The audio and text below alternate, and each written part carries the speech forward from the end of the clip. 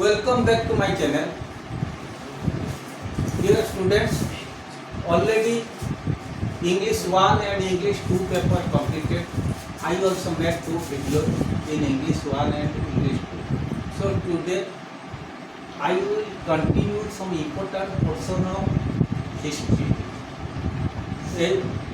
Already, as you know, First World War, Second World War, and also Mahatma Gandhi. Those 3 chapters I have already done. So today, whatever important, I will try to cover. First, from the first lesson, only important portion. What are the great revolt of 1857 or first war of independence? So, with reference to first war of independence in 1857, explain the following: first military causes, then economic causes, then political causes. Other causes, I think, not much more important. So first, military causes. So in military causes, one important cause is there, that is the immediate cause. So here if you write, so briefly you have to write that immediate cause. Only we will give 4 points. I think this is sufficient. Okay, first military causes. First point I can say, according to General Service Enlistment Act of 1856, 1856 में एक general service enlistment act पास हुआ था, जिसके आधार पर क्या हुआ था, Indian soldier को फोर्स किया जाता था जो समुद्र पे जाके युद्ध करने के लिए। According to Indian general service enlistment act of 1856, the Indians were forced to fight in overseas front. So that was highly rejected, especially by the Gandhi sepoys. First point complete.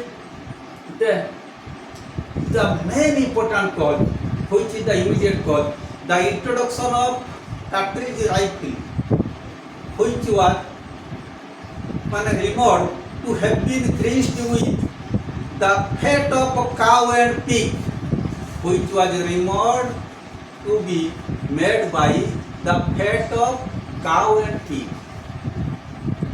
The sepoys had to trigger it by striking in their teeth. They had to trigger it by means of their teeth. So as cow and pig are the sacred animals for both Hindus and Muslims. So those both Hindu and Muslims rejected to against the Britishers. Okay, this is immediate cause. This is also important. The salaries of the Indian soldiers were far low than the British soldiers. Okay, 3 point हो गया. Also, the defeat of the British in the hand of Afghan also highly encouraged the Indian soldiers. They thought we could also have such type of courage to drive out British rule from India. Okay, so political military cause complete. Then economic cause. This is also very important. First point, economic resources of India were dumped to Britain for the benefit of Britishers. Economic resources of India were dumped to Britain for the benefits of Britishers. हो गया. The Indian handicrafts and cottage industries were declined. As a result, many people lost their livelihood. Okay, and they were bound to move to the money lenders because to pay the tax to the Britishers. They were also bound to move to the money lenders to pay tax to the Britishers. Third thing, Indian cultivators were forced to cultivate some crops like indigo, tea, jute for the benefits of Britishers. Instead of cultivating their own staple crops.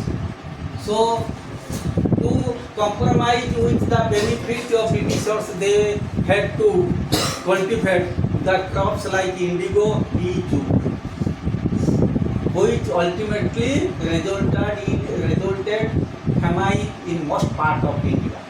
Okay, then India was actually initially rich. They could realize that the exploitation of Britishers to Indians make them poorer day by day.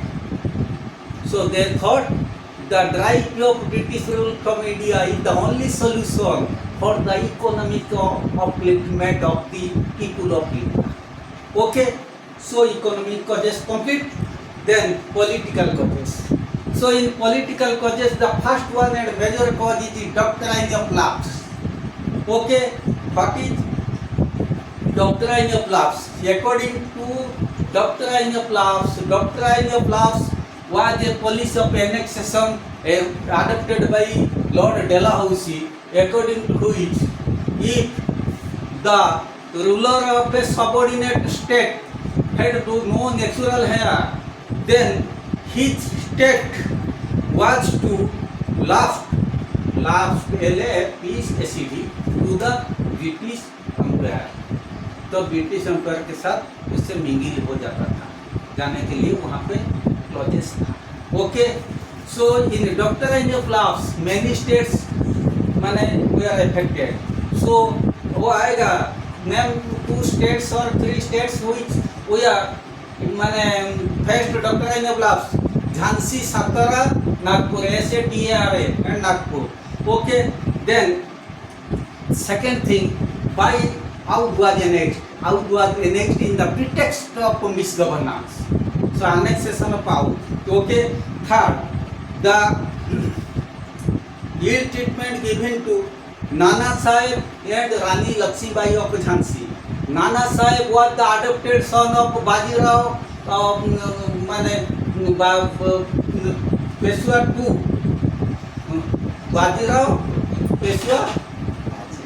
Bajirao II. Okay. Nana Sahib was the adopted son of Bajirao II. Actually, he was adopted son. He also came under the clutch of doctrine of lapse. Also, Rani of Jhansi was not allowed to have an adopted son. So they became the bitter enemy of Britishers. Okay, then ill treatment given to Bahadur Shah Jafar, the last Mughal emperor. The people of India, especially Muslims, we are upset as it had been announced that after the death of Bahadur Shah Jafar, his successor would not enjoy the imperial title and would have to vacate the Raipur as he came under the doctrine of lapse. So these factors greatly resented the sentiment of all Indian people. Okay, so doctrine of political causes complete. Then next thing, ये भी important, I think this is also important. Describe the result of the First World War. Result होता है the rule of East India Company came to an end and the ruling of India directly handed to the British Crown. Okay, first point. Second point. After the revolt, the Britishers tried to appease the princess. Princess मतलब 30 state का जो princess थे उन्हें APs मतलब खुशी करने के लिए, समझौता के लिए वो चेष्टा किए. The policy of annexation was put on hold. Policy of annexation को बंद कर दिया गया. Doctrine of lapse was also not used. Doctrine of lapse को भी बंद कर दिया. अच्छा, the end of Mughal and Peshwa rule in India, because Mughal and Peshwa were the strongest opponent parties of the Britishers. So after First World War of Independence, there took place the end of Mughal and Peshwa rule in India. Okay, so this chapter complete. Then directly I will jump to cabinet mission plan. Okay, cabinet mission plan. Whatever is in syllabus, I am strictly following the syllabus and teaching you. Okay, so what was cabinet mission plan? Cabinet mission plan was a plan consisting of 3 members. वो member का नाम याद रखना कोई ज़रूरत नहीं, इसी में भी थे हम लोग का कौन थे, ये जो क्रिप्स थे, क्रिप्स मिशन जो था वो भी थे और 2 मेंबर थे. वो it was sent to India on 3 June 1947. 3 June 1947 cabinet mission plan. उसी टाइम ब्रिटेन में जो मैंने प्राइम मिनिस्टर थे वो क्लेमेंट एटली, वो क्या किए, मैंने वो डिस्कस किए, मैंने the prime minister of Britain wanted to discuss and finalise plan between the Congress and Muslim League for the transfer of power gradually from British hand to Indians. वो बोले, क्लेमेंट एटली बोले कैबिनेट मिशन प्लान यहाँ भेजे थे 3 मेंबर वाले, 3 जन आए थे, क्योंकि इंडिया में ग्रेजुअली माने समझौता माने बात करेंगे किसी के साथ, मुस्लिम लीग और कांग्रेस के साथ, ताकि ग्रेजुअली इंडिया लोगों को पावर शिफ्ट हो जाएगा. Okay, second point, the Muslim league had initially accepted the cabinet mission plan because they saw in it the seeds of Pakistan. उन्होंने महसूस किया इसी में पाकिस्तान के बारे में थोड़ा इंट्रोडक्शन हुआ, क्योंकि they always wanted separate dominion, so they accepted the cabinet mission plan. It later rejected the cabinet mission plan when they saw overwhelming majority of Congress in the constituent assembly. बाद में वो देखे, वो जो बाद में कॉन्स्टिट्यूएंट असेंबली एक्ट बना हुआ, जो हम पढ़ेंगे इसके बाद, जो Mountbatten plan, Indian Independence act, इसके बाद में पढ़ाऊंगा. जो कॉन्स्टिट्यूएंट असेंबली जो बना हुआ, इसी में भले बहुत हिंदू मुस्लिम सबको भाग लेने के लिए मैंने वो मेंबर होने के लिए चांस मिला, लेकिन ये मुस्लिम लोग देखे उन्हें बहुत कम मेंबर मैंने वहाँ पे सिलेक्शन करना पड़ा, कम मेंबर वहाँ इनके लिए स्थान था, बहुत कम मेंबर के लिए, तो इसीलिए वो बाद में कैबिनेट मिशन प्लान को डिनाई कर दिए. अच्छा, second point, another worrying factor for the league was the transfer of power by the British to the majority population of India, that is to Hindu. ये बोले ये जो ट्रांसफर ऑफ पावर करेंगे, ये तो बहुत सा लोग हिंदू होते हैं, वो ज़्यादातर हिंदू कम्युनिटी होने के बावजूद कारण ये जो ट्रांसफर ऑफ पावर होगा, the Hindus will only enjoy the power. As we are minorities, so we could not have chance to enjoy the real power. ये इसीलिए वो बोले ये खाली कहावत, लेकिन हम लोग का कोई फायदा नहीं, इसीलिए वो भी रिजेक्ट करने के लिए मैंने इच्छा प्रकाश की. Then Congress, the reaction of the Congress was not happy when told about the compulsory grouping of provinces. तो वो इसी में प्रोविंसेस A, B, C सब बना हुआ था, सब कुछ इंडिया का माने प्रोविंसेस को अलग अलग ग्रुप में बांटा गया था, डिवाइड किया गया था. तो इसीलिए वो क्या हुआ, कांग्रेस हैप्पी नहीं हुआ. But it was happy when it was reissued about the freedom of the constituent assembly to draft the constitution. बाद में जो पता चला, जो कॉन्स्टिट्यूएंट असेंबली में बोले the Indian will rule according to वो जो माउंटबेटन प्लान, इसके बाद मैं पढ़ाऊंगा गवर्नमेंट ऑफ इंडिया एक्ट में, तो वो Indian will rule according to their own wish, according to their own constitution. उन्होंने बोले वो कॉन्स्टिट्यूशन हम नहीं लिखेंगे, तुम लोग लिखेंगे, तुम्हारा सुविधा के लिए तुम इसके आधार पर शासन करेंगे. तो ये बाद में वो कैबिनेट मिशन प्लान में वो लिखा गया था. तब कांग्रेस इसको बाद में एक्सेप्ट किया. वो जो कैबिनेट मिशन प्लान में थोड़ा चेंज हुआ, तो पहले तो नाराज हुआ था, बाद में वो एक्सेप्ट करने लगा. अच्छा,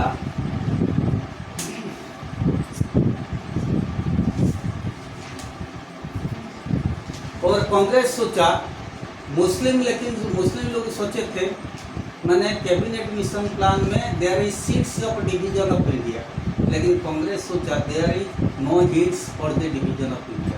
कांग्रेस लोग सोचे इसी में इंडिया का वो डिवीजन चाहते थे नहीं, वो बोले डिवीजन का इंडिया के नाम निशान यहाँ पे नहीं है, इसलिए वो इसको मैंने एक्सेप्ट करने के लिए रेडी हो। Okay, then cabinet mission plan complete. इसके बाद मैं पढ़ाऊंगा मेन, ये हो गया cabinet, the reaction of the Congress and Muslim League when did cabinet mission plan send to India, one question. Then the reaction of Congress and Muslim League to cabinet mission plan मैंने बता दिया। Then clauses of the cabinet mission plan, clauses of the cabinet mission plan, I always advice you, so you remember 4 clauses. First clauses, first clauses याद रखना, maximum 4 point अगर हम सीख जाएंगे तो हम लोग का कोई दिक्कत नहीं होगा। First clauses, there was to be a federation of all the provinces and states of India. उन्होंने वहाँ मेंशन हुआ था कैबिनेट मिशन प्लान में पूरा तो ऑल स्टेट एंड फेडरेशन सब, माने there was to be federation for all provinces. हो सकता है ये प्रिंसली स्टेट्स भी हो सकता है, मैंने ब्रिटिश एम्पायर में जो स्टेट था इंडिपेंडेंट स्टेट कुछ भी हो सकता है, लेकिन सबको लेके वो बोले हम एक फेडरेशन करेंगे, उसी का आधार पर शासन होगा। There was to be a federation of all the provinces and states of India. Provinces मतलब ब्रिटिश प्रोविंसेस, वो ब्रिटिश रूल का डायरेक्ट कस्टडी में थे। स्टेट्स मतलब प्रिंसली स्टेट्स, वहाँ प्रिंसली स्टेट में वो जो प्रिंस सब शासन करते थे। ओके, सेकंड पॉइंट, ये constituent assembly consisting of 389 members, very important for short question. Cabinet plan में जो कॉन्स्टिट्यूएंट असेंबली जो बना गया था उसी में 389 मेंबर थे, 292 फ्रॉम द प्रोविंसेस, प्रोविंसेस मतलब 292 फ्रॉम द प्रोविंसेस। वो जो प्रोविंसेस एक होता है ब्रिटिश प्रोविंसेस, प्रिंसली स्टेट, तो ये सबसे मैंने प्रिंसली स्टेट को इसमें छोड़ दो, ब्रिटिश प्रोविंसेस से सबसे ज़्यादा थे, तो ब्रिटिश का कस्टडी में जो स्टेट थे उसी में से 292, 4 from chief commissioner of provinces, 4 from chief commissioners of provinces. British provinces का जितने भी थे सबका एक चीफ कमिश्नर थे, तो चीफ कमिश्नर को अलाउ मैंने ये किया गया था, वो 4 भेजे थे इनका, मैंने चीफ कमिश्नर से 4, ब्रिटिश प्रोविंसेस से 292 and 93 from Indian princely states. तो 2 टाइप का स्टेट, एक ब्रिटिश प्रोविंसेस, एक प्रिंसली स्टेट। प्रिंसली स्टेट से 93 और ब्रिटिश प्रोविंसेस 292 और chief commissioner of British provinces वहाँ से 4, टोटल हो गया 389। So a constituent assembly consisting of 389 members, 292 from British provinces, 4 from chief commissioners of provinces and 93 from Indian princely states would draft the Constitution of India। वो बोले ये सब मिलके India का कॉन्स्टिट्यूशन लिखेंगे। Separate representation was to be given to Muslim and Sikhs. उसी time खाली कांग्रेस को मिलता था चांस, तब यहाँ सिख और मुस्लिम वो भी लार्जेस्ट माने माइनॉरिटी थे, उन्हें भी चांस मिला। Separate representation was to be given to Muslim and Sikh. Then 4th point, till the constitution was ready, an interim government consisting of representative of all communities would be formed। बोले ये सब जो हम बोले declare किए मैंने cabinet mission plan में, अभी तो वो साकार नहीं हुआ, अभी तो फ्रूटफुल नहीं हुआ। जब तक वो नहीं हुआ, जो मैंने कहा इसी में से वो लिखेंगे क्या होता है कॉन्स्टिट्यूशन, वो तो अभी नहीं हुआ। तब जब तक कॉन्स्टिट्यूशन लिखा नहीं हुआ, एक इंटरिम गवर्नमेंट बनेगा जिसमें जितना भी कम्युनिटी इंडिया का सब भाग लेंगे। ये खुशी की बात है, समझे। So these are the 4 clauses of the cabinet mission plan. Okay, Then next thing,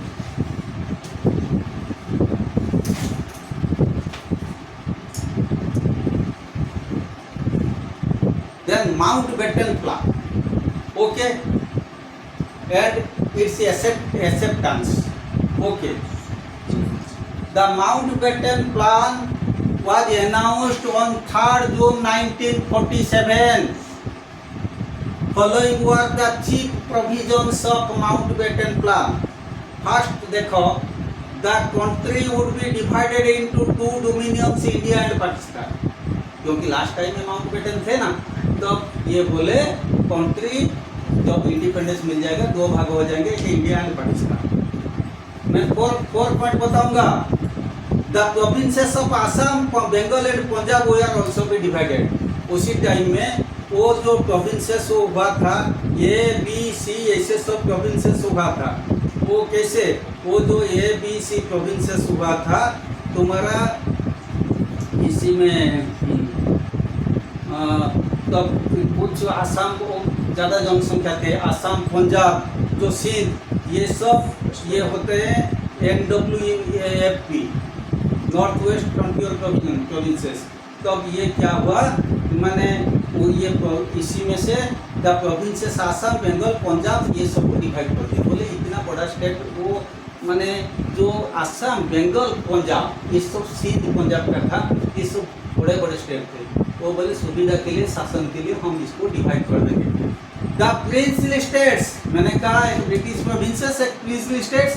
the princely states would have the option to join either of the two dominion, either India और पाकिस्तान, क्योंकि India was to be divided into two dominions, India and Pakistan.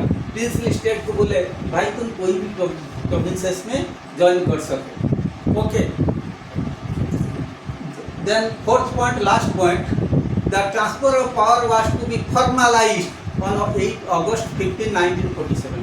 बोले ये जो power जो formalise होगा, तुम लोग को ट्रांसफर होगा 15 अगस्त 1947 को होगा। ओके, देखो इसके बाद Gandhi ji accepted the partition. ये जो पार्टीशन का नाम उठा गया था, गांधी जी इसको तो भले एक्सेप्टेड किए, but in bitterness and with heavy heart. Actually Gandhi ji कभी चाहते नहीं वो देश विभाजन हो जाए। ओके, सो गांधी जी तो इसको, गांधी जी को ये मानना पड़ा। वाई कांग्रेस और Gandhi ji accepted the Lord Mountbatten's plan.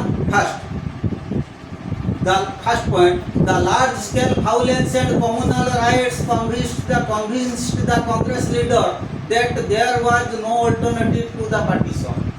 वो बोले जितना वायलेंस हुआ, कम्युनल राइट्स हुआ, अगर ये फर्दर होगा पूरा इंडिया का जनसंख्या खत्म हो जाएंगे। तब तो हम 350 साल ऐसे गुजरे, मतलब दुख के साथ, दुख कष्ट के साथ। अगर फर्दर हमारा कैपेसिटी, पेशेंस नहीं है और मैंने फर्दर उन्हीं का अत्याचार सहन करने के लिए, तब इसलिए being bound they were agree. Then second point, माने the Congress thought that a strong and divided India was better than a undivided but weak India. A strong but divided India is better than a undivided and weak India. मतलब एक घर में 5 भाई है, वो क्या होता है हमेशा एक दूसरे के साथ माने क्वारलिंग करते, they always quarrels with each other. इससे अच्छा वो डिवाइड हो जाए, अच्छा भले घर टुकड़ा टुकड़ा हो जाएगा लेकिन वो सबके लिए फायदा होगा। ओके, थर्ड पॉइंट, देन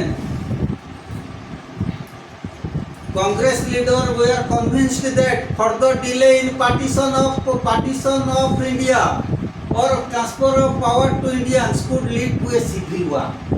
बोले इंडियन लोग तब इनका रब पूरा माने ब्लड गर्म हो गया था, क्योंकि ये सहन करने का कैपेसिटी वो खो गए थे। कैपेसिटी इनका, they have already lost the capacity to bear anything, bear the pen.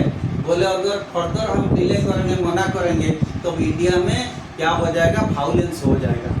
So why Muslim League rejected it. Muslim League rejected it for the following reason. दो ही कॉज था।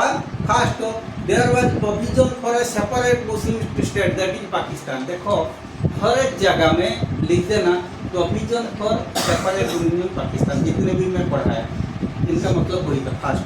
सेकंड पॉइंट, ये same point Congress के साथ उसी को लिख देंगे।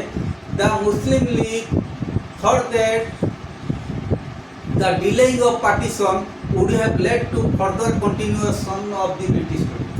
अगर हम पार्टीशन को राजी नहीं हो जाएंगे, पार्टीशन के लिए राजी नहीं होंगे, तो ब्रिटिश रूल फिर भी कंटिन्यू होगा इंडिया में और कभी हमें आज़ादी मिलने वाला है। Okay, then Indian Independence Act of 1947। तब ये हुआ था जो माउंटबेटन प्लान 3 जून 1947। इसके बाद इंडियन इंडिपेंडेंस एक्ट 16 जुलाई 1947। जून और जुलाई एक महीना का गैप, जून जुलाई याद रखने का तरीका 3 से वो 3 और क्या होता है 13 डेज जाता है।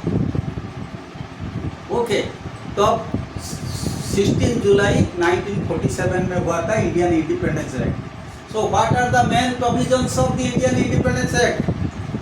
देखो ये इंडिपेंडेंस होने के लिए क्या प्रोविजन था।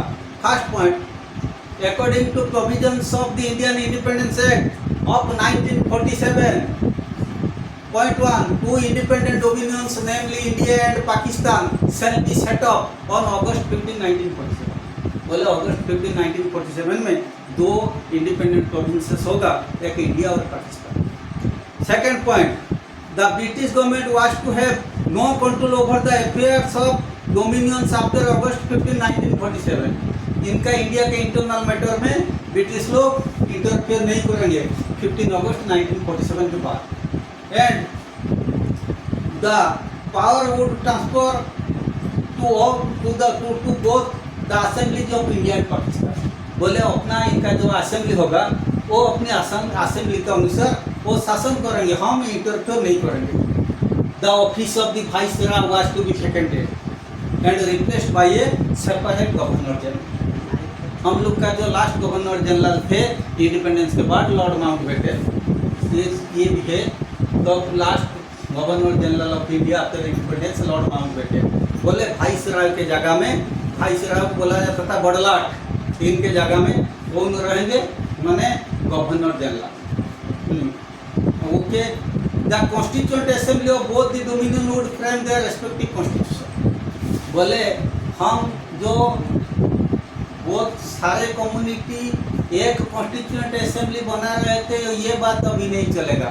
इंडिया के लिए इंडिया लोग कॉन्स्टिट्यूएंट असेंबली बनाएंगे, वहाँ पाकिस्तान के लिए पाकिस्तान भी बनाएंगे। अच्छा, the legislature of each of the new dominion shall have full power to make laws for their dominion. वो बोले अपना देश को राज करने के लिए खुद वो पावर इम्प्लीमेंट करेंगे, कोई दूसरे का हिसाब में वो इनका देश नहीं चलाएंगे। Okay, so that is the nationalism.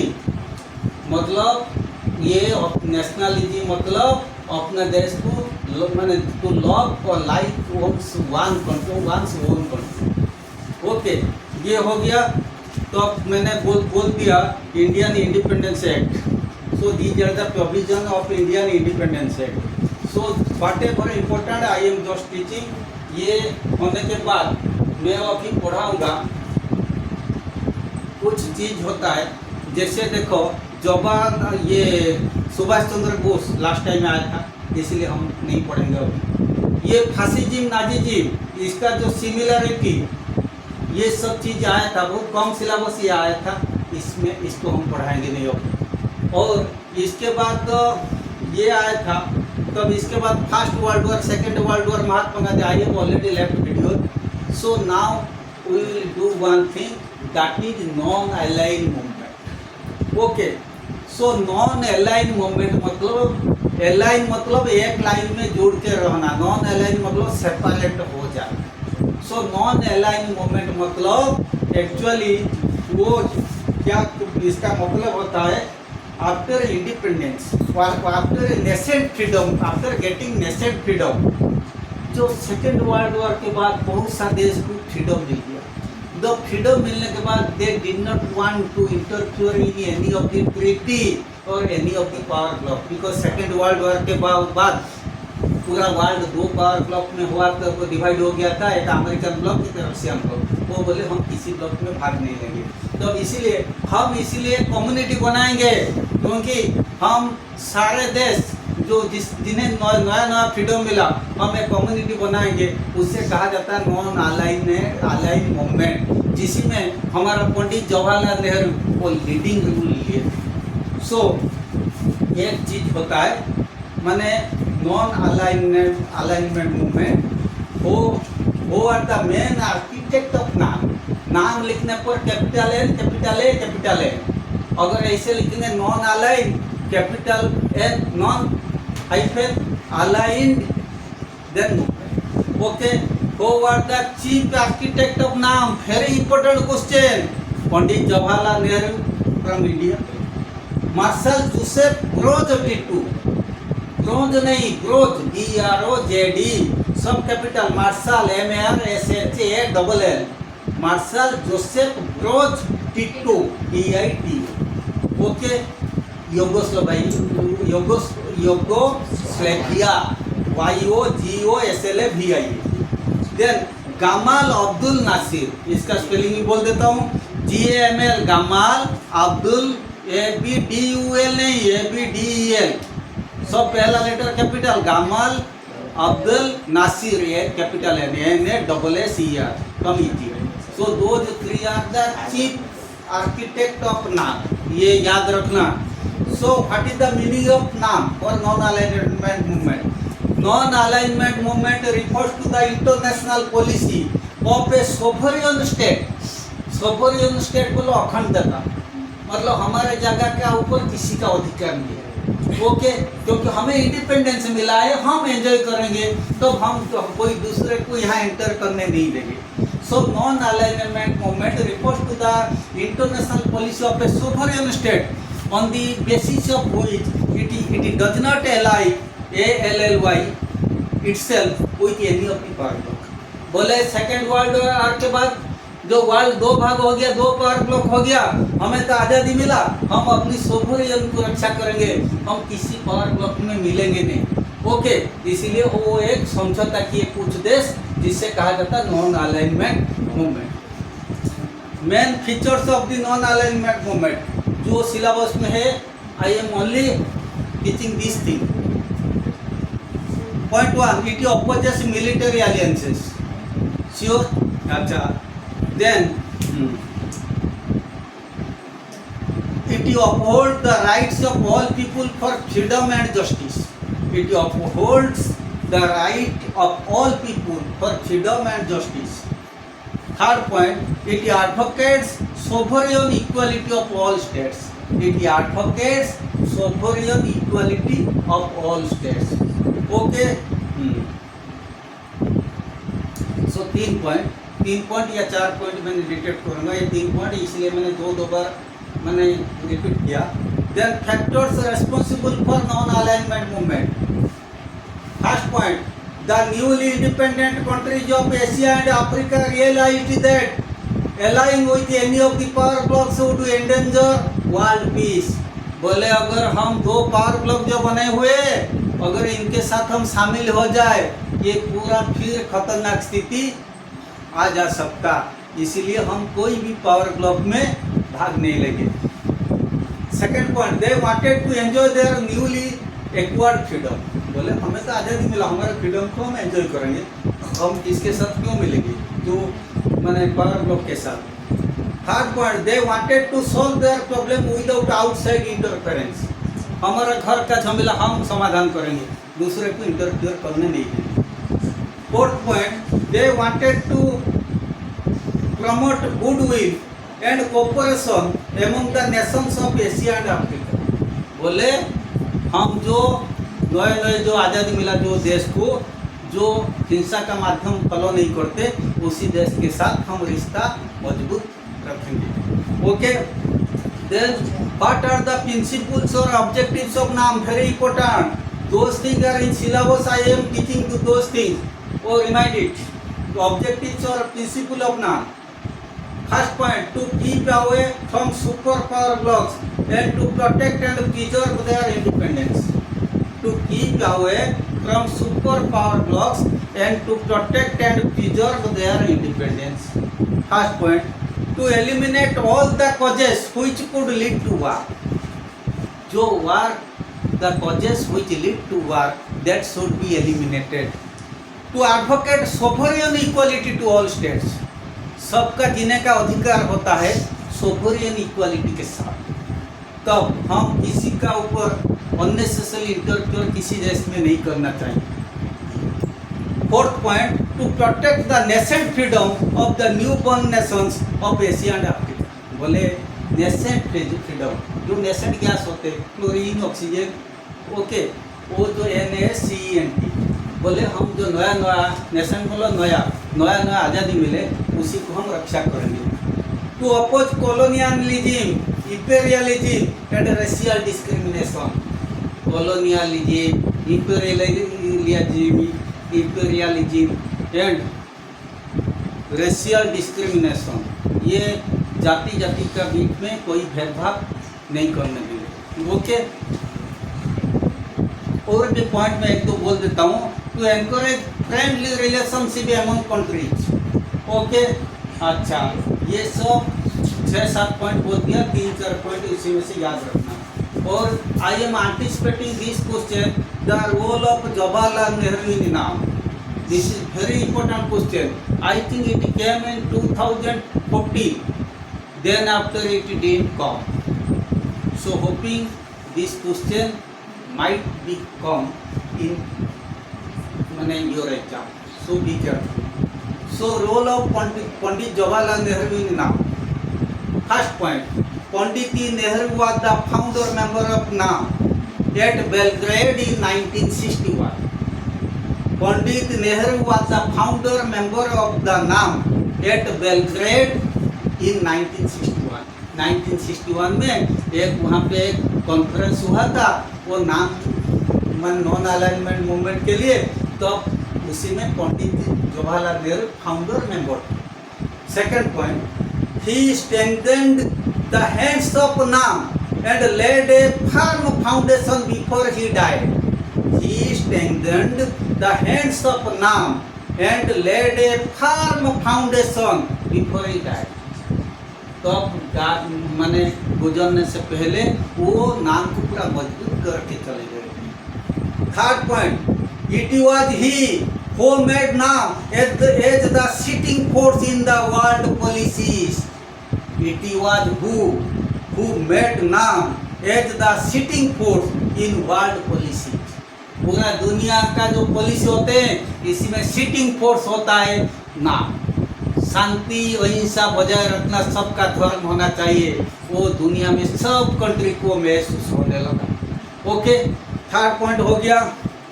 Fourth point, he gave shape to the idea of NAM. He gave shape to the idea of NAM even at the Asian relations conference held in New Delhi in March 1947। March 1947 में new Delhi में Asian relations conference एक हुआ था। मार्च माने 1947 में new Delhi में एक Asian relations conference हुआ था। He gave the shape to the idea of NAM. वहाँ पे वो आइडिया दिए थे नाम के बारे में, बोले इससे हम एक कॉन्फ्रेंस करेंगे जो वर्ल्ड वाइड में शांति बजाय रखने के लिए कोशिश करते रहेगा। ओके, ये हो गया fourth point. Fifth point, Pandit Nehru promoted the independent countries of Asia and Africa and Latin America to safeguard their interest by not joining any power bloc। Pandit Nehru वहाँ डिक्लेयर किए वो मीटिंग में, कोई भी देश जो नाम पे भाग लिए कोई पावर ब्लॉक में ज्वाइन नहीं करेंगे। देन अच्छा, Nehru's council was a great contribution to the development of NAM। एक होता है काउंसिल, 5 प्रिंसिपल्स। इंडिपेंडेंस के बाद ये भी इम्पोर्टेंट हो सकता है, इसको थोड़ा पढ़ देना। जो काउंसिल जो मैंने एडप्टेड किए थे वो मैंने 5 साल के लिए उसी में से कुछ रूल्स था, हम कैसे डेवलपमेंट होंगे। तो वो शांति with standing on the pillar of peace and non violence, वो तो पंसिल का मेन एम था, कोई भी हम डेवलप तो करेंगे but standing on the pillar of peace. So Nehru Panchsheel was a great contribution to the development of NAM. So I think whatever important, so those portion I completed. Also First World War, Second World War, those things, ये अगर ये जो होता है general assembly, ये होता है international court of justice, ये मेन ऑर्गन्स जो होता है यूनिसेफ वगैरह, ये सब लास्ट टाइम आ चुका है शायद, मैं इसीलिए उसी में इसको पढ़ाया नहीं। तो ये क्वेश्चन आएगा तब आ सकता, तो गांधी जी वाले तो पढ़ा दिया, ये भी इम्पोर्टेंट पार्ट होता है। इसके बाद फर्स्ट वॉर ऑफ इंडिपेंडेंस के बाद मैं कुछ पोर्शन छोड़ दिया क्योंकि all things is not possible to complete. So you just cover these things, hoping you all the best for the next history exam. Thank you very much.